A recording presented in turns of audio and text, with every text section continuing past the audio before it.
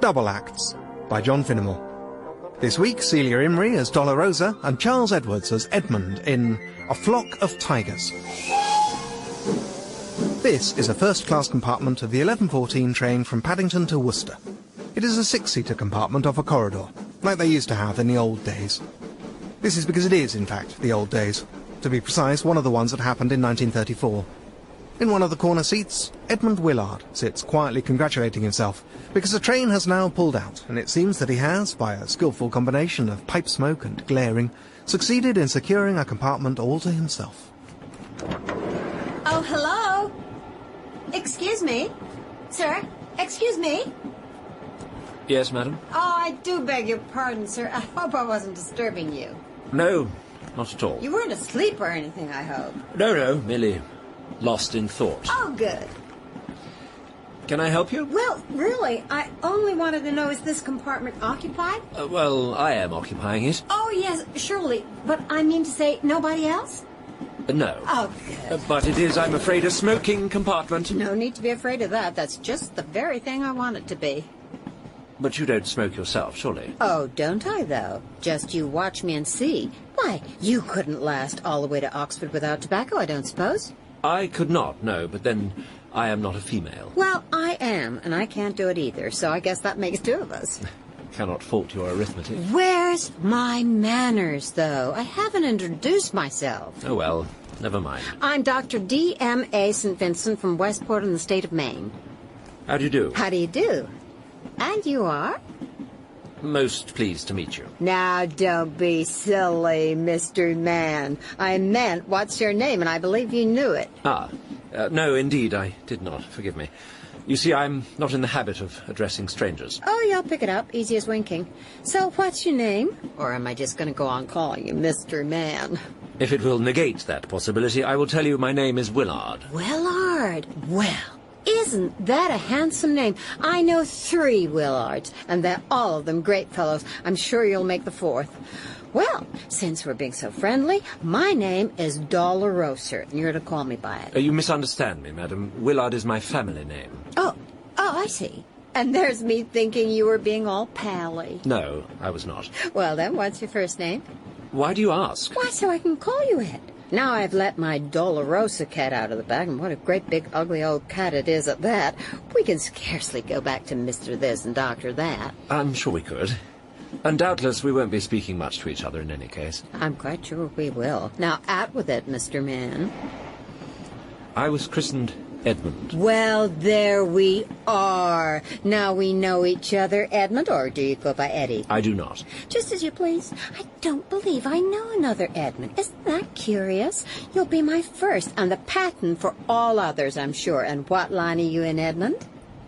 I maintain the family business. A businessman? How funny. One doesn't think of England as having businessmen. But of course, why shouldn't it? What sort of business? We are a manufactory. Are we now? And what do we manufacture? Not something I could discuss with a lady. Oh, my heavens, what can it be? Digestive powders? Surgical supports? Prophylactics? No, madam, please. Bathtubs. We make bathtubs. Oh, how disappointing.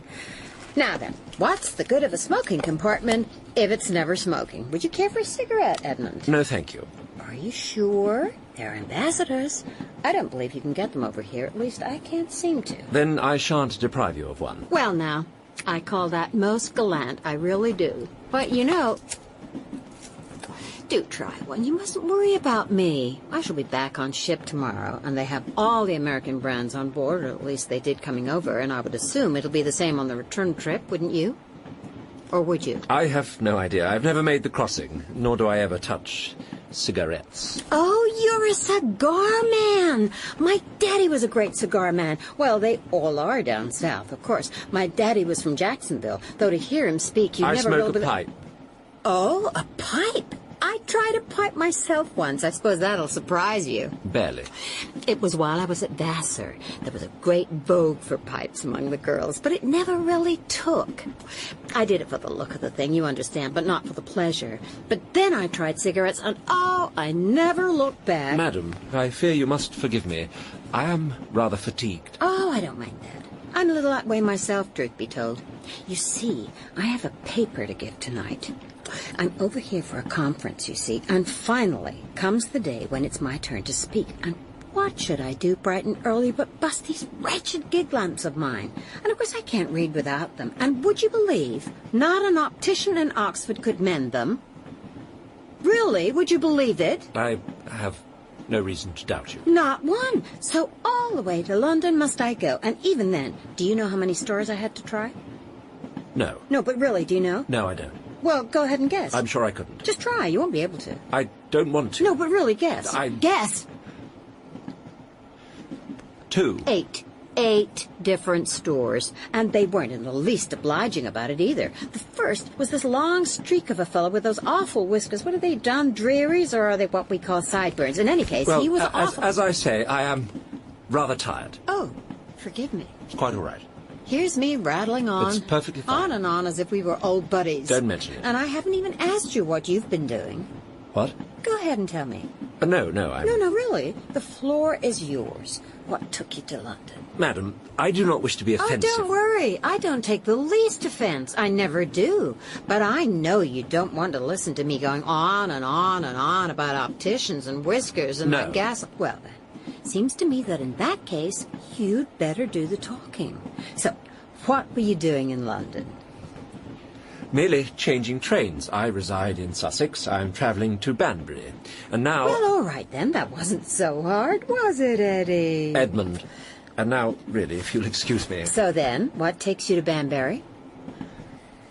I am visiting my son. Oh, well, now, that's delightful. He lives in Banbury? Well, he stays there. I see. And I'm sure he's pleased as anything to have his old daddy visit him and show him all the sights. If Banbury has sights, I'm sure it does. And are there grandchildren? Oh, hardly. He's 7. 7? Yes. And he lives in Banbury? He attends school there. A boarding school, really? At 7? Prep school, yes. It seems awfully young. He was 6 when he went. 6? Naturally. Oh, my. How excited you must be. About what? Why, to be seeing him again.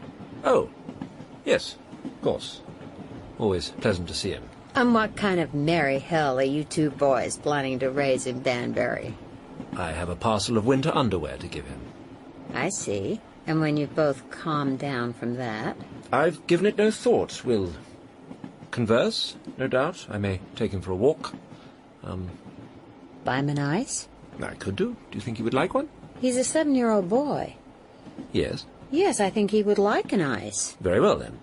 Will you play with him? Play with him? Yes. You do play with him, I suppose. Well, I associate with him. I wouldn't say play. I don't bounce balls or stand on my head or play at bears with him or anything of that sort. Don't you? Naturally not. Why not? Well, I mean to say I should feel ridiculous. But you talk with him. Yes. Edmund, you do talk with him. I do. Yes, I try. I should like to. But, you know, the fact of the matter is he's terribly difficult to talk to. Can't imagine where he gets that from. How do you mean? So, what? He won't speak to you? Oh, no, he will. Very readily, but rarely in a way to which one can meaningfully respond. And why is that? I don't know. I suppose it's just that we don't have any, well, interests in common, really. I'm fond of fly fishing, you see, and church architecture, whereas he's keen on Meccano and running about. And he's always pretending things. Pretending things? Yes, it's quite a passion with him. He's always proposing some pretense we should adopt. Let's make believe we're smugglers, say, or let's pretend those sheep are tigers. But you don't. Well, I wouldn't have the first idea where to begin. They're not tigers. Why say they are? And in any case, why would old Capshaw keep a pack of tigers in his paddock? The man's an ass, certainly, but not so great an ass as that. Well, you know, lots of children find it fun to make believe. Fun? Why should it be fun? To say things are otherwise than they are. I should have thought a child would find that confusing and terrifying. Why would it be terrifying? Well, for heaven's sake, surely the world is an awful enough place as it is to a child without introducing into it yet more uncertainty and doubt. Is it so very awful? Certainly for a child, and indeed for... Well, certainly for a child. Then did you never play make-believe when you were his age? Never. On the contrary, I particularly recall that as a child it was my constant anxiety and concern to establish the facts. To establish what facts? All of the facts. I mean to say, good heavens, one feels at such a disadvantage at that age. Like a new arrival in a foreign country. So much to know before one can make a decent fist of fitting in. And no one to learn from but the natives, and the natives, so often, so unreliable. And by the natives you mean? Well, the various adults, one knows. One's parents.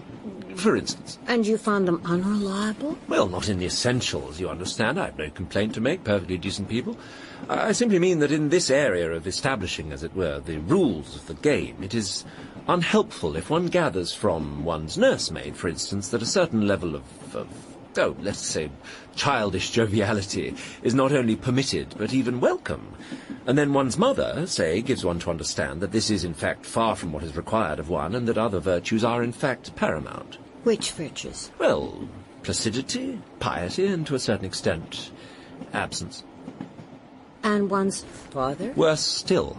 At least the others were consistent in their requirements, if incompatible, so one could simply modify one's behaviour according to whom one was with. But with my father, with one's father, one never knew from day to day what would please him. At one moment it was scholarship to which one ought to devote oneself. Very well, I studied. But then it would be, I don't like to see you frowsting indoors with a book the whole time, Edmund. Why aren't you out climbing trees and playing rugger?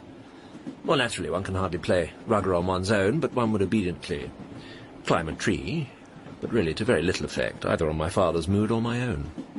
This is just a shot in the dark, Edmund, but did you by any chance take your book with you up the tree? Well, there's very little to do in a tree, you know. No. It seemed a sensible way of combining the two imperatives. Not that there were merely two imperatives. I was to be brave, yet I was to be prudent. A truth-teller, but not a sneak. Responsible, but daring. And at each new instruction I would diligently attempt to amend my behaviour, but never with success. How do you know? Well, I was certainly never told so. No one ever said, yes, that's right. That's exactly what we wanted of you. And so now, with your son... Well, I tried to provide him with what was withheld from me, a set of clear, unambiguous directives on how I expect him to behave. But he doesn't appreciate your directives. He simply doesn't seem to notice them. He seems perfectly content to please himself. And then, as I say, there is this constant determination to pretend things. I don't think you need to be too concerned about that. Then you would advise me to go along with these make-believes, would you? Certainly I should. You don't consider them dangerous or unhealthy? Quite the reverse. I think they do you both the world of good. Well, it's all very well. I simply don't have any skill that way. In what way? Pretenses, making things up. It's quite beyond me, I fear. Not at all. Why, it's the simplest thing in the world. All you need to do is accept the world as he presents it to you. Just as you do when you read a novel. I never read novels. Of course you don't. I've tried. But I cannot get past the fact that everything I am reading is an acknowledged lie. The author asserts Mr. Robinson looked out of his window, and all I can think is, no, he didn't. There never even was such a man. What rot? Well, your son doesn't require you to write him a novel. He just wants you to play at smugglers with him. But we're not smugglers. I shouldn't know where to begin. Very well.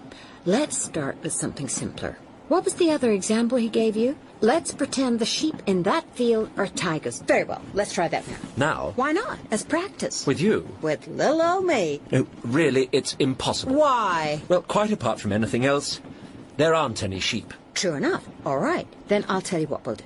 We'll take this a step at a time. We'll imagine the sheep first, and then imagine their tigers later. But... Now, I'm sure even you can pretend that there are some sheep in these fields. It seems so silly. But imagine how pleased your boy will be. What's his name, by the way? Willard.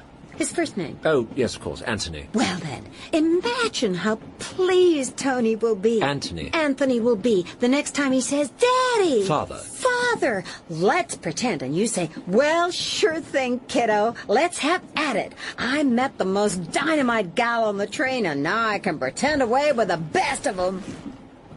You've not precisely captured my habitual manner of speech. I was not precisely trying to. Now, come on. You think he'd appreciate it? I know he would. It would be pleasant to talk with the boy. Of course it would. All righty then. So, from this moment on, those fields out there are full of sheep. Starting now. Hello? Edmund? Yes, I'm doing it. Out loud, Edmund. Yes, but you know, if there were sheep in that field, I shouldn't remark on it. All right, then I'll stop. Oh, look at those pretty sheep. Oh, yes. There are some sheep. In that field. Oh, I feel such an ass. Just pretend. But what if someone were to come in and hear me referring to sheep when there are quite clearly no such animals? I'd be taken for a lunatic. Edmund, in all my experience, I've never met a fellow less likely to be taken for a lunatic. Thank you. It's not entirely a compliment. Besides, if anyone comes in, we'll stop. Oh, well, now you're making it sound indecent. Edmund, just look at those lovely sheep. Yes. They're very nice. Aren't they? They're merinos, I believe. No, they're not. No, they're not? Of course not. This is Oxfordshire. But they're imaginary. Imaginary or not, there are no merino sheep in Oxfordshire. The soil is far too loamy. The imaginary soil isn't. But- Edmund, for the purposes of this exercise, I require you to accept and expand upon whatever I say. Even if it's utterly ludicrous. Even if it's as ludicrous as merino sheep in Oxfordshire, yes. Very well. All right, let's start over. Look, Edmund, there's some merino sheep. Oh, yes. So there are. How extraordinary. The farmer must be mad. And look. Still, it explains at least why we're talking about them. Utterly inexplicable. Oh, look. That one's got a lamb. A lamb? Yes, a lamb, look, see? Yes. Yes, indeed, there is a lamb. Even though the month is October. What remarkable animals. Now you tell me something about them. Such as what? Whatever comes into your head. Nothing comes into my head. Then you must make it. I notice that one of the sheep Yes? is a trifle larger than the others. Oh, yes, so she is. Do you think she's the leader? No, sheep are herd animals. They don't... I believe she's the leader. In fact, I've heard of her. That must be Flossie Lil, the leader of the Stop-at-Nothing gang of highway sheep that have been terrorizing the Cotswolds, stopping motor buses and holding them to ransom. Haven't you read about them in the papers? No. Think harder, Edmund, haven't you? I'm sorry, this seems to have become a storybook for children. Yes, for a child, at least, a 7-year-old child. Yes, but... Look here, I can't make up stories about talking sheep. I never said Flossie Lil could talk. You said she held up motor buses. Wordlessly, she has very expressive eyes. I'm sorry, it's too foolish. All right. Well, you tell me something about the big sheep, then. I didn't say she was big, just a little larger than the others. No, of course, no. Heaven save that you should get carried away. All right. She is big. She's twice the size of any of the others. How'd you like that? Bravo, Eddie. Attaboy. And the others, they'd follow her around and shelter in her lee in case of rain. Wonderful. And does she mind? On the contrary, she... Oh, look, sheep. Yes, I know. No, I mean real sheep. Look. Our sheep are real sheep. Yes, of course, but you know what I mean. And they're not merinos, incidentally. I told you they wouldn't be. No, Edmund, you're not listening to me. Our sheep are real sheep. So it follows those creatures can be sheep, and if they're not sheep, they must be... Oh, no. What must they be, Eddie? No, really, I'm just finding my feet with the sheep. I'm really not sufficiently advanced for... Tigers! Oh. Look at that! A whole field full of tigers. Oh, yes. Remarkable. It is remarkable, isn't it? Oh, yes. Most. Then remark upon it. Well, I mean to say, I'm sorry, I just can't think of anything to say about them. You can't think of anything to say about a field full of tigers. Well, yes, but it's not, though, you see? I mean, why on earth would a farmer keep a field full of tigers? Oh, well, I can tell you that. Can you? Surely. You see, that's not farmland. I happen to know that is part of Lord Boone's estate. Really? Oh, yes. You must have heard of Lord Boone, the ardent pacifist, vegetarian, and president of the Royal League for the Protection of Our Dumb Chums. Is he? Certainly. He's the one who walks all the time, sweeping a broom before him so that he doesn't accidentally tread on a bug. Ah, good heavens. In this, of course, he's very different from his younger brother, Sir Jasper, the great white hunter of the Punjab. Oh. The man who famously sleeps in a hammock slung between the tusks of a stuffed elephant. Does he? He does. Well, one summer, when Lord Boone was out in India visiting his brother, Sir Jasper, doubtless to annoy him, organized a hunting contest in which the man who killed the most animals in a day was to win a case of champagne. Sir Jasper pestered his brother to take part until eventually, pushed beyond endurance, Lord Boone replied, "Very well. I will take part in your revolting contest, and I shall aim to win it, too. But should I do so, then as my prize, I want your solemn undertaking, Jasper, never to kill another creature as long as you live. And did his brother accept? Of course. Sir Jasper was the finest shot in all India, and Lord Boone had never so much as held a gun.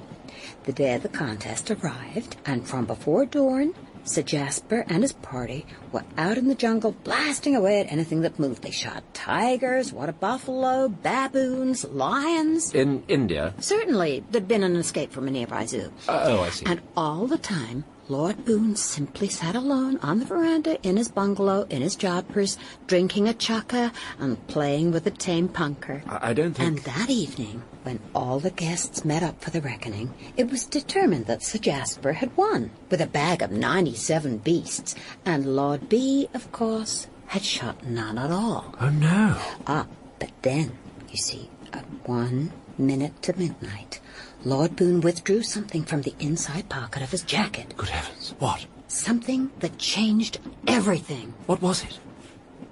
What do you think it was? I have no idea. What do you think, though? Well, a revolver? Or a weapon of some sort. But surely if the chap's as anti-violence as all that, he'd hardly murder his brother. Unless, of course, he'd gone completely off his head, of course. No, it wasn't a weapon. Well, something that proved he'd won the contest somehow. A photograph or a telegram from someone saying he'd seen him killed. But how could he have done if he'd been in the house all day? Unless the item he produced, it wasn't a letter, it was an envelope or large matchbox or something, and from it he shook out a pile of ants he'd found and killed in the house to win the prize. Very good. Although, no, that can't be it, can it? You said the chap wouldn't even kill a beetle if he could help it. No, that won't do. Don't you think so? No, it would be far better if for some reason he'd accidentally killed them and then realised this gave him the means to... That's too much of a coincidence. Or if they were animals so small he couldn't help stepping on them, but then how would he know? Oh, of course. Yes? I have it. Yes? I know exactly what he took from his pocket. What? A toothbrush. A toothbrush? Yes. At 1 minute to midnight, the chap pulled out a toothbrush and right in front of them all, brushed his teeth.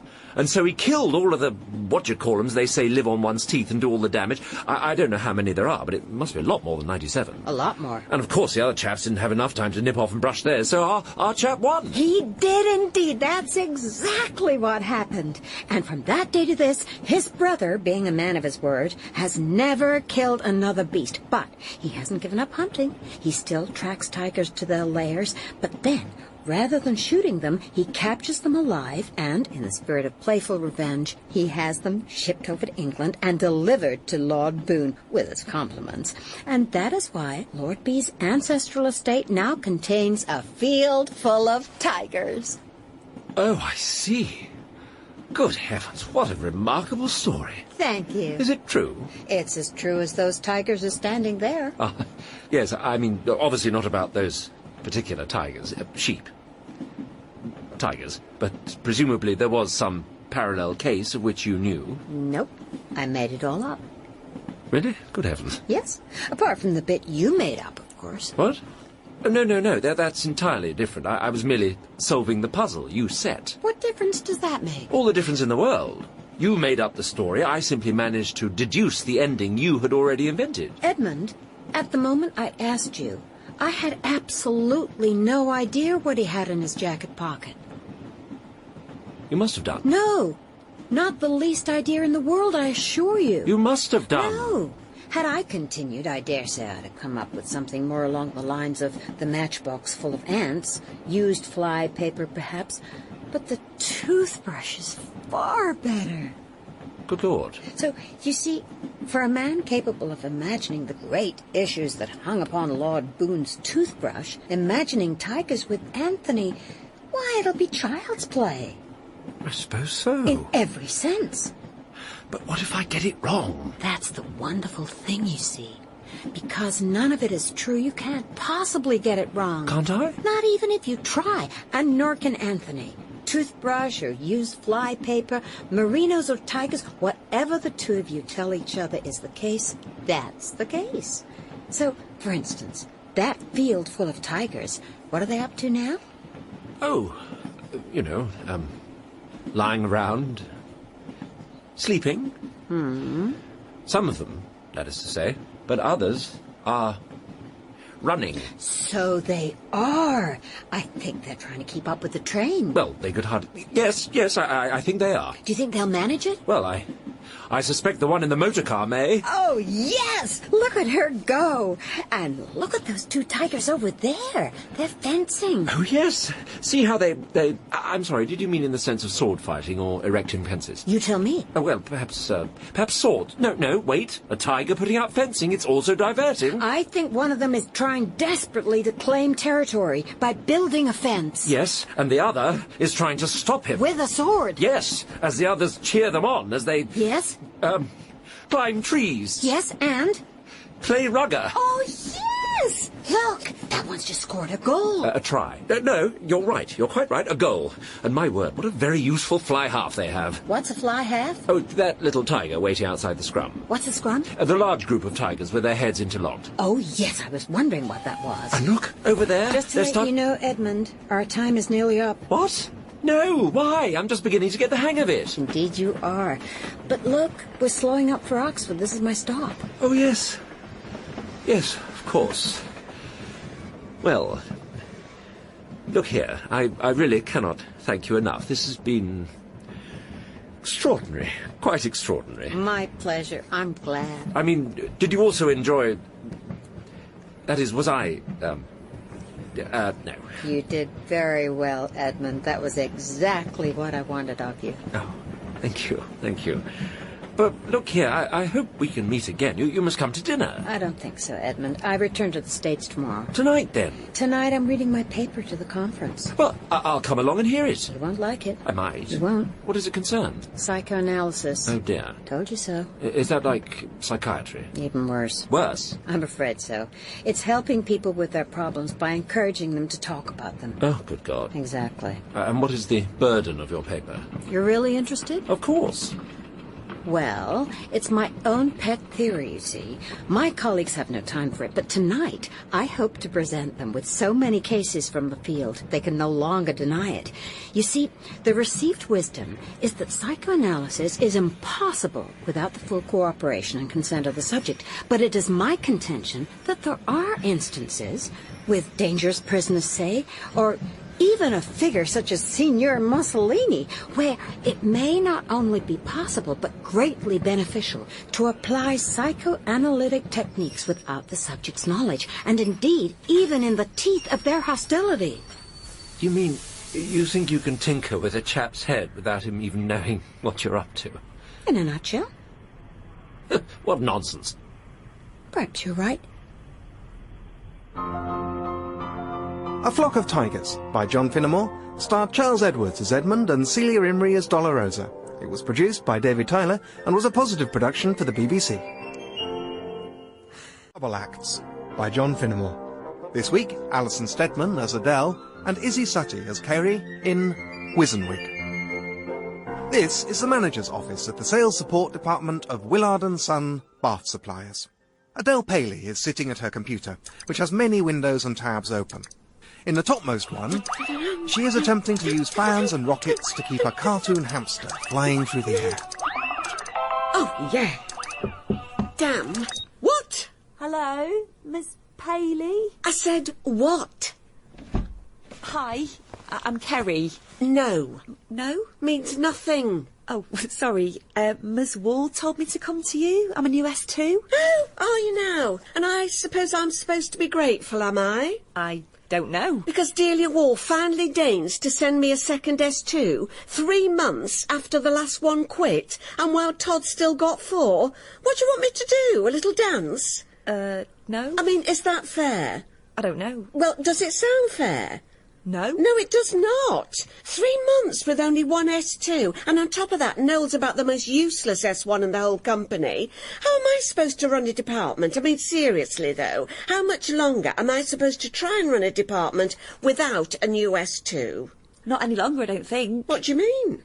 I'm the new S2. Well, I'm just saying. Delia needn't think she's doing me a favour. No, OK. So, are you any better than the last one? I'm sorry to keep saying I don't know, but I don't know. Not much you do know, is there? Well, not about things that happened before.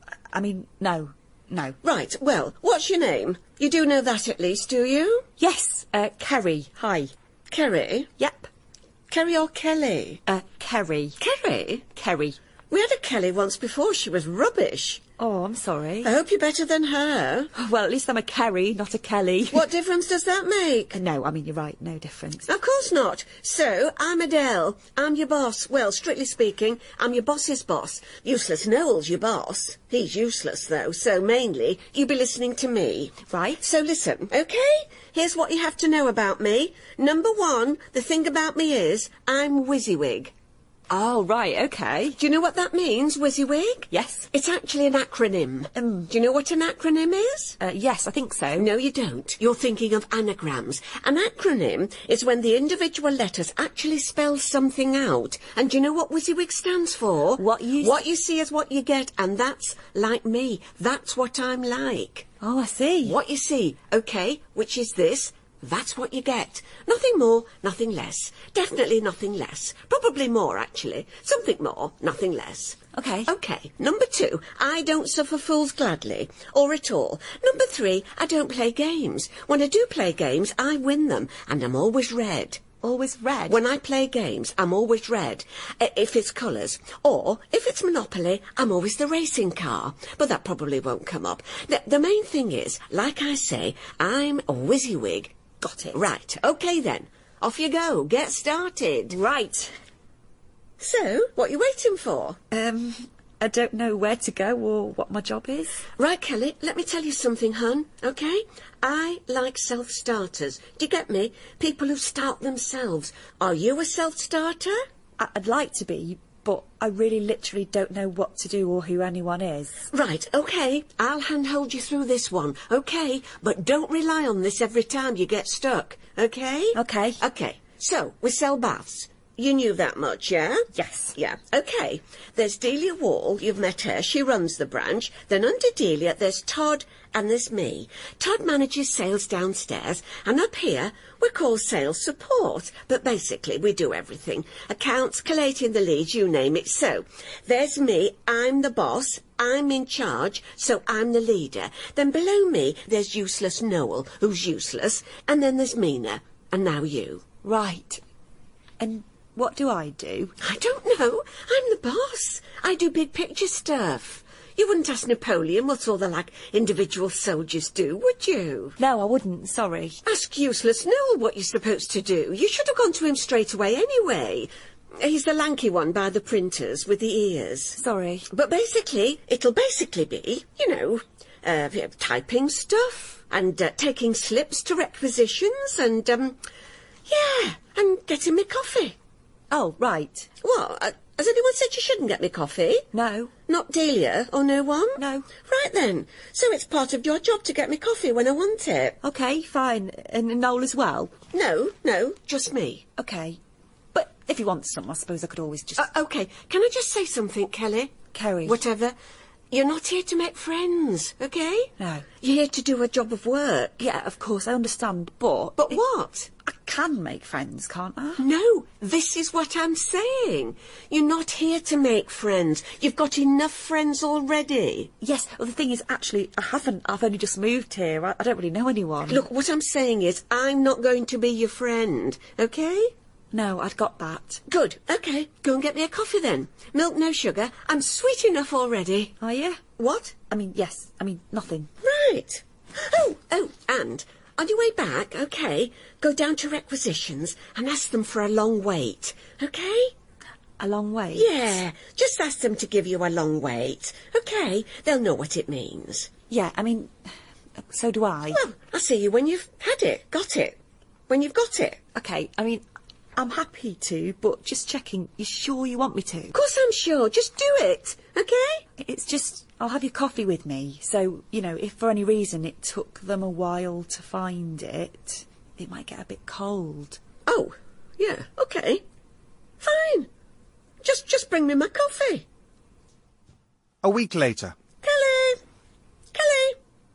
Kelly! Hi, Adele, yes? Oh, hi, Kelly. Hi. Are you doing a coffee run, hun? Well, not really, I was just more sort of sitting at my desk getting on with... Well, if you could, that would be great. My usual, please. Yeah, sure, no problem. Great. Oh, and while I'm here... No, just the coffee's fine. Right, sure, but also... Seriously, though, just the coffee. Also, Joel says it would be really amazing if you could sign off on the VAT stubs today. OK, first of all, I'll sign off on them when I'm ready and not before. No, totally. Joel was just saying if you could be ready to by 5 o'clock, it'd be really grateful. Yeah, I'm sure Joel would. And Joel can be also grateful if I do it after that, or before that, or whenever I want, because I don't take orders from Joel. OK? OK. And this brings me to my second point, which is, who the hell is Joel? Joel. My boss, Joel. I'm your boss. No, absolutely, but my other boss, you know, my S1. Noel. Noel? Useless Noel? Why didn't you say it was useless Noel? Well, sort of, strictly speaking, it's not Noel so much as Joel. What are you talking about? His name's Noel. But I've always called him Noel. Yeah, you have. His name's Joel. Yeah. What? So now I've got to get used to calling him Useless Joel? Or just Joel. God, more work for Muggins here. Also, my name's Kerry, not Kelly. Yeah, one thing at a time, hun. OK. 2 weeks later. What? Sorry to bother you. So you should be. Right. 2 quick things. First, it's Mina's birthday coming up. Do you want to sign this card? Who's it for? Mina. Hasn't she just had one? I wouldn't have thought so. Well, how would you know? You've only just got here. No, that's true. Oh, let's see. No, I can't sign that. The middle's gone. How do you mean? I only sign joint cards in the middle or at the top. If them places are gone, it's stronger not to sign at all. OK, fine. And the other thing is, Todd just called up from sales. Could you put the uptake figures for last month back on the shared drive? No, I'm using them. Yes, but if you leave them on the shared drive while you use them... The what? You know, the J drive, the one where we can all access them. Yeah, I know what it is. What about it? Well, if you work off the J drive, Todd can still see the files too. I think that's all he meant, really. No, I need them on my computer. But they will still be on your computer. I said no, OK? Tell your new friend Todd he can have them when I'm finished with them. OK, only I got the sense it would really help sales if... Kerry, let me explain something to you about this department, OK? We're not here to support the sales team. OK, I think I was confused because we're called sales support. Well, I always fought against that. But in any case, what we're called and what we do are 2 different things. Look, Delia's retiring next year, OK? Now, assuming Manchester promote from within, which they do if they can, that means either Todd or me'll get a job. So, anything that's good for Todd is bad for me, and vice versa. Got it? Yes, I think so. Oh, that's really cunning. Yes, it is. So, you took the uptake numbers off the shared drive deliberately because you knew Todd would be needing them? Yeah. Yeah, exactly. Now you're catching up. That's so clever. Oh, hon, that's nothing. That's like barely scratching the surface. Look, sit down. OK, I'm going to tell you something, Kerry, and I probably shouldn't, because my #1 rule is trust no one, but my other #1 rule is go with your gut, and my gut tells me I can trust you, so I'm going to disregard the first #1 rule for once. Although thinking about it, it was my gut that came up with the trust no one rule, so I don't know. Don't tell me if you don't want to. Now, OK, the fact that you said that tells me I can trust you, because you wouldn't say that unless you knew I... Oh, no, hang on. No, you'd only say that if you didn't know I... No. Oh, I don't know. Look, the thing is, are you wearing a wire? A what? A wire. You know, are you bugged for sound? No. Just pull your top up for me. No, thank you. No, I don't mean like that. God! No, I just mean to see if you're wearing a wire. Even so, I'm fine. Well, how do I know you're not wearing one then? Because I'm an admin assistant at a bath shop. Yeah, all right then. What it is this. You see, Kelly, I live my life, my professional life, that is, and actually my personal life too, but that's none of your business, according to this ancient book I've discovered by a Chinese warrior. Oh, Sun Tzu, The Art of War? I'm not going to tell you what it is, but no, it's not that one. It's better than that one. Don't bother reading that one. OK. Good, don't. But in my one, which is different than that one, it says, appear strong when you are weak, and weak when you are strong. Ah. Do you get it? So as to confuse them. But, test for you. Can you see the flaw in that? Is it that we're not fighting in a war? No, it's not that. This advice is applicable to winning anything. Work, sport, relationships. No, the flaw is it's too predictable. Imagine, you're Sun Tzu's enemy. One day, he appears strong, and you say to yourself, OK, I know that in Sun Tzu opposite world, that means he's weak, and you attack, and he's stuffed. So, what I've done is, I've improved it. And what I do is, when I'm weak, I appear strong. And when I'm strong, I also appear strong. So now, they've got no clue. Also, I'm never weak. Right, I see. That sounds tiring. And what's the best way of appearing strong? I don't know. Making others look weak. So, take useless Joel, for instance. I'll tell you a secret about him. Yes? He's perfectly fine. Yeah? But no need for him to know that, is there? So, I just tell him that he's rubbish the whole time, makes him work harder to prove he's not, presumably. Plus, it ensures he doesn't get promoted over my head. Here, I'll show you his confidential appraisal. There. If I could sum up the main problem with this company in 3 words, 2 of those words would be Joel Boyd, and the middle word would end in ing. Oh, wow. It's good, isn't it?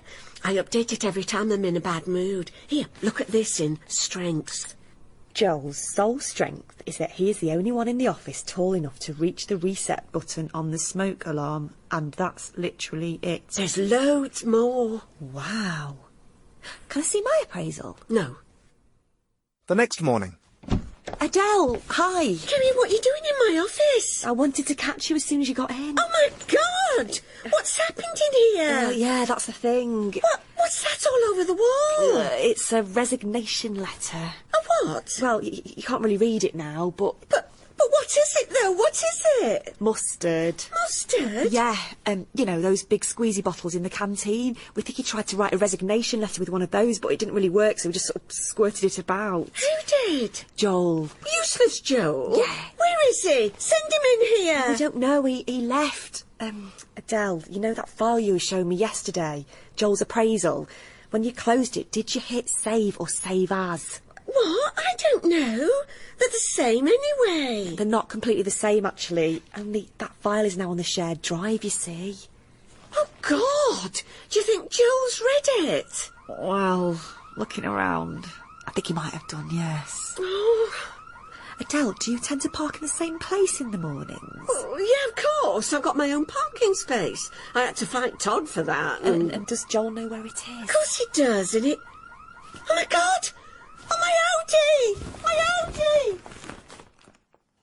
2 days later. Kelly? Kelly! Adele, hi. There you are. Yep, can I help? Are you doing a coffee run? No. OK, well, can you do one? And I'll have my usual tar. OK, I tell you what, Adele, the S2 sales are lending us while we get sorted out. He's called Sujit. He'll be down sometime. I'll get him to bring you one, OK? Oh, I see. $2,000 to get coffee now you're in S1, are you? Not $2,000, just maybe a bit too busy. Well, just remember, who got you Joel's job, that's all. Delia Wall? Technically, yeah, but on my advice. Oh, only she said in my interview you'd told her I wasn't up to it. Yeah, but I was being devil's advocate. Ah. Yeah, saying all the reasons you shouldn't get the job, so she'd realise that you should. Ah, I see. Well, it worked. Yeah, you're welcome. Well, that was all, really, just the coffee, so if you could get Sanjeev or whatever his name is... It's Sujit. Yeah, or whatever. Yeah, but it is Sujit. All right, fine. What are you going on about it for? Oh, I just thought it might be good if you learnt his name. I'm great with names. Yeah, speaking of which, mine's Kerry. I know. With an R, Kerry, like the place in Ireland. No, darling, that's Derry, bless you. No, there's... OK, like Kerrygold Butter or Kerry Katona. Yeah, I know, or Dame Kerry Holmes. No, not like Kelly Holmes. Kerry. Anyway, Adele, while I'm here, a couple of things. Oh, you've got a couple of things to tell me. Yes. Just remember, Kerry, you may be an S1, but I'm still your boss. If there's things for anyone to tell anyone, then I'll tell them to you, not the other way round. Yes, of course. Only it might be a bit difficult for you to tell me these things. Why? Because you don't know what they are. I know a lot more than you think, hon. OK. Well, first, Nicole from IT is going to be around this afternoon. She's going to make some changes on your computer so that whatever happened with Joel's personnel file can't happen again. I didn't do that. No, I know that. I'm just saying that she's going to change things so that personnel files can't accidentally be put on the shared drive by whoever. Not necessarily you. Definitely not me. Definitely not you. So why's she got to do it on my computer? Because that's the computer the personnel files are on. Right, but it's no reflection on me. No. And the other thing is, I'm afraid it looks like Joel took all this week's sales leads with him when he left. So obviously we can't collate them for the sales team. So I thought... Hang on, wait up. Whoa. Sorry, you're telling me you're not going to be able to send sales any leads? Well, I'm not saying I can't. I'm saying... OK, Kerry, can I say something? Yes? I'm not interested in hearing your excuses, OK, or your explanations. Right, OK. I just want you to tell me why you can't do it. But without explaining... Without explanations, I said. It's two different things. Right. Well, when Joel left... Is this an explanation? No, it's just a list of connected facts. I'll be the judge of what's a fact. OK. Well, when Joel left... Yes, that is a fact. That Joel left. Good. Well, when he left, he took with him all the leads on file. I don't know if that's a fact or not. OK, I mean, it is a fact. I'll be the judge of that. Right. Right. I'm going to judge that it is. Good. So, we don't have any leads this week because Joel took them all with him. Is that an explanation? No. But I think it explains it. Well, listen, I'm going to let you off with a warning this time. Thank you very much. What's Joel want with our leads anyway? Now he's not even working here anymore. Well, apparently he's walked straight into a job at Calico Bathrooms. I expect he took them there. Why? Because they're very valuable. Yeah, to us, not to him. To us and to Calico Bathrooms. To Calico, why? Well, Adele, the leads are the details of people who want to buy baths. Yeah? And Calico Bathrooms sell baths. Yeah, but... Oh, no, wait. I'm way ahead of you. Yeah, I get it. Right. Yeah, of course. They'd want them too. 3 months later. Hi, Adele. Can I have a word? I don't know, Kerry. Maybe you can have a word, if you'd kindly be so kind first as to knock when you want to come into my office. It's our office, Adele. No, if I can just pick you up there, it's my office, which I'm extremely kindly letting you share a corner of until they find you an office for your weird made-up job. OK, I don't have time for this. No, actually, I don't have time for it even more, even less. Oh, Adele, listen to me. No, Kerry, you listen to me. OK, I'm listening. Yeah, well, there's nothing I want to say, so you can just go. Thank you. No, I won't go, because as liaison manager, I need to talk to you. No, I'll tell you what you are, hun. Wait. Are you wearing a wire? No, Adele, I'm still not wearing a wire. But fine, then listen. OK, so you've smarmed your way into getting Delia to give you a made-up manager job. Well, guess what? That makes you my rival, OK? So all I'm saying, hun, is watch your back. Oh, and by the way, while you're watching your back, guess what? I'm going to hit you from the front. OK, thanks. Like in the Art of War, let your plans be as dark as night, and when you move, fall like a thunderbolt. So be warned, that's all. OK, I'm fully warned that you're going to catch me unprepared. Good. While I'm waiting for the thunderbolt, though, I still need to talk to you. I'm not helping you anymore, my darling. You're on your own from here on. It's not about helping me, it's about helping you. I doubt that very much. Just listen, OK? Todd's raised an issue with me. I bet he has. Oh, just listen! He's been looking at the figures for the last quarter, and he's noticed that we suddenly seem to be generating about 25% fewer leads than before. Than before what? Well, that's the interesting thing. It seems to have started quite suddenly, pretty much the week after Joel left. Right, and you took over his job, and did it so badly, we didn't even get any good leads. When I took over, yeah, and also when I explained to you about how our leads were valuable to other companies. You didn't explain anything, hun. I knew it already. Anyway, Todd checked the register, and it turned out we'd generated the same number of leads as usual, but somewhere between us collating them and you handing them over to Todd, a quarter of them are going missing. Oh, really? Yes, really. Oh, well, so Todd must be taking them. Yeah, maybe. But then why would he draw attention to them going missing? Double bluff. Maybe. Anyway, Todd wants me to go to Delia Wall with this. Triple bluff. But it can't go over my head. He should come to me. He came to me. That's under my head. It can't go under my head. It's the same level as your head, and he wants me to take it to Delia. But I thought, and God knows why I'm doing this, but I thought I might just come to you between ourselves and say, look, who knows what's been happening with the leads? Nothing's been happening with them, or Todd's been taking them. Whatever's been happening with them, I've persuaded Todd that we should wait a week before we tell Delia, just to see if by any strange chance they stop going missing this week. And if they do, then we don't need to say any more about it. I see. Are you sure you see? Don't use that tone of voice on me, Kerry. Well, I think I will, Adele, because Todd's really putting his neck on the line doing this. He ought to go straight to Delia. He's only holding off as a personal favour to me. Ooh! Right, well, that's it. Anyway, I mean, no need to thank me or anything. I know. Right. The next morning. Kerry, can you just step in here a minute, hon? Into my own office? Yeah, I was going to. Into my office, which you are temporarily sharing. Anyway, I just wanted to give you a heads up about what's happened. What's happened? Why? What's happened? Well, I had a word with Delia this morning, and very unfortunately, I'm afraid she's found it necessary to let Todd go with immediate effect. What? You've got Todd fired? I'm sorry. I know he was your friend. See, this is why you shouldn't make friends in the office, as I believe I did once tell you. Seriously, Adele, you got him fired? I'm afraid I had no choice. You remember you very kindly alerted me that someone was siphoning off leads and selling them to Calico. I don't know where they were selling them. Well, probably Calico. And as you pointed out, it could only be me or Todd doing it. And obviously, I knew it wasn't me. So It was you! I knew it wasn't me, so I decided to have a quiet word with Delia this morning. And just to keep it simple for her, I may have given her the impression it was me who noticed they were missing. This is really low, Adele. I'm sorry, hon, but I believe I did warn you I would fall like a thunderbolt. But we were giving you a chance. Todd could have gone straight to Delia and got you fired. Yeah, and...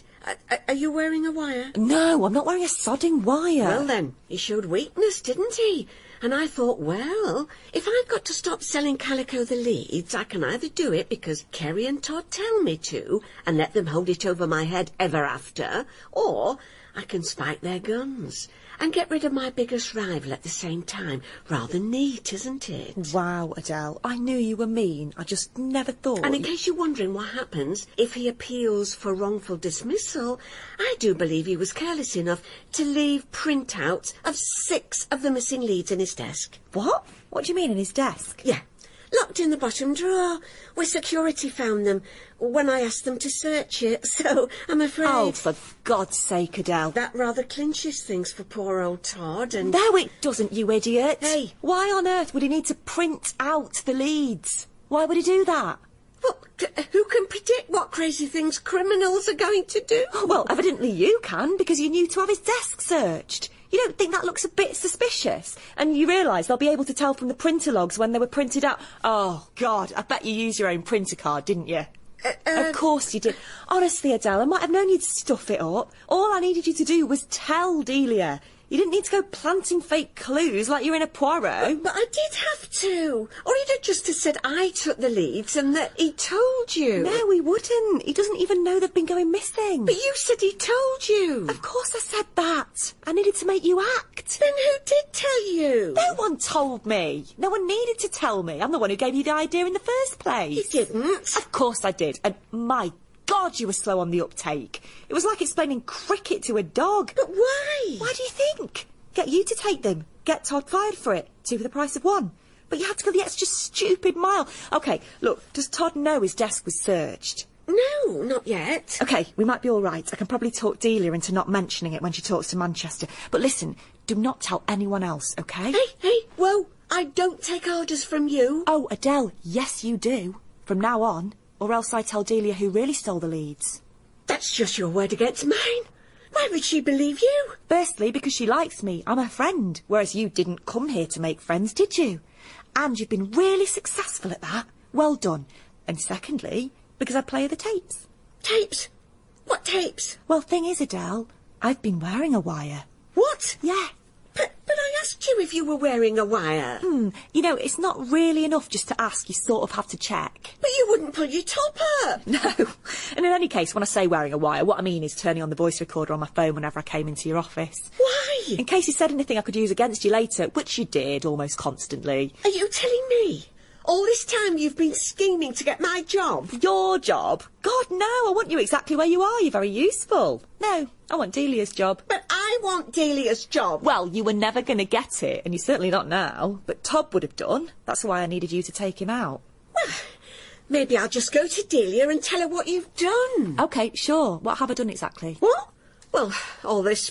For instance, I haven't stolen leads from the firm and then got someone else fired for it. No, but... Really, when you think about it, I haven't done anything. You see, Adele, if you actually read Sun Tzu on the art of war to the end, instead of just the quotes on motivational posters, you'll find that he says this: the ultimate art of war is to subdue your enemies without fighting. But that makes no sense. How can you do that? Adele, I just did it. Oh. Well, almost without fighting anyway. I did have to put Joel's personnel file on the shared drive when you left your computer logged on. You did that? Yeah. I thought it would get you fired, but getting rid of Joel was actually better. Oh, so my first rule was right. I should not have trusted you. Probably not, no. But you just seem so, I don't know, straightforward and nice. Yeah. That's the thing about me, though, Adele. What you see is not necessarily what you get. Wysinnwyg by John Finnemore, starred Isy Suttie as Kerry and Alison Steadman as Adele. It was produced by David Tyler and was a Pozzitive production for the BBC.